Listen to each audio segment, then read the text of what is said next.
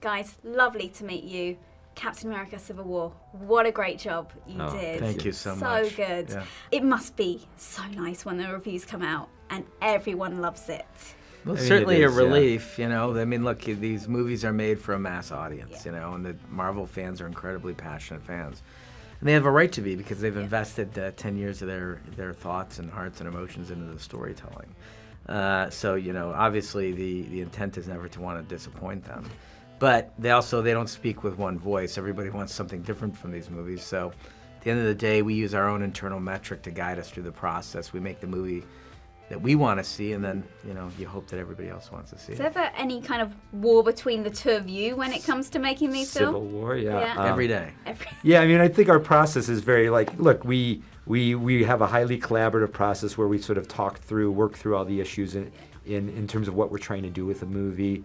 And yeah, oftentimes we'll take opposite points of view about which way we should go. I always remember one time we had a director friend who was sitting behind us at the monitors while we were directing, and afterwards he said, "Oh, it's so strange." He goes, "The conversations that you guys have with each other at the monitors is like, it's the same conversation I have running in my own head, but it gets externalized because you guys are two people." So it's interesting, yeah. So, you know, I think every artist goes through a war of emotions and ideas in terms of what they're trying to do and what they want to see. And I think, you know, Joe and I externalize that process with each other. So. I'd love to be a fly on the wall when you go to making a film. I'd love to. I have to talk about Spider-Man because the guy just steals the show. He is phenomenal. I love Tom Holland as Spider-Man. Yeah.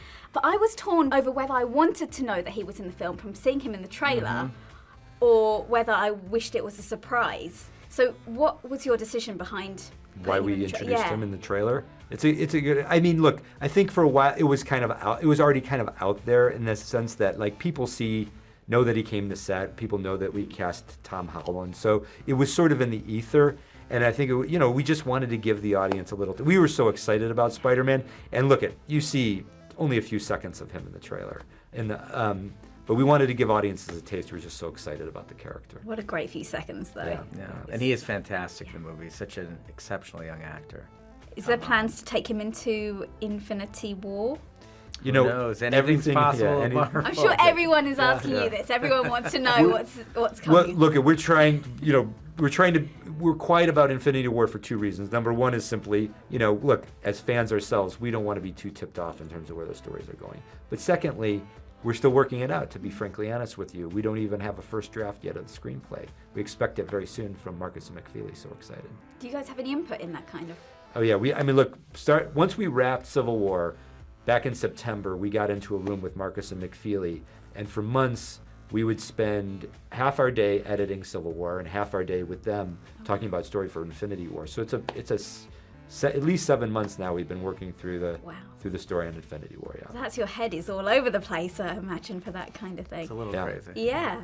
I read somewhere that Robert Downey Jr. as Iron Man wasn't originally meant to be in this Captain America film. So is it a very different kind of film that we're seeing from? Definitely. I mean, we had originally sat down to talk about what Captain America 3 could be, and then early on in the process, we decided on the concept of Civil War.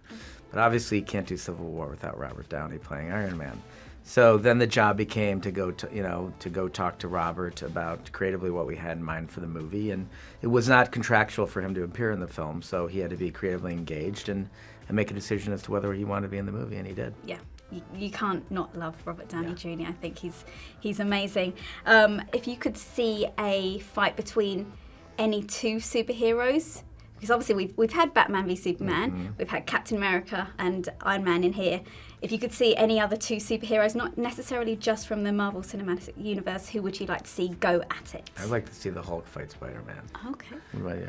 Well, I was going to say, because, look, we have such an interesting relationship developing, a mentor-mentee relationship between Iron Man and Spider-Man, that it made me think, what if they went there, you know, those two characters. Oh, that would be interesting. Yeah. That would be interesting. Anthony said he would like to take on...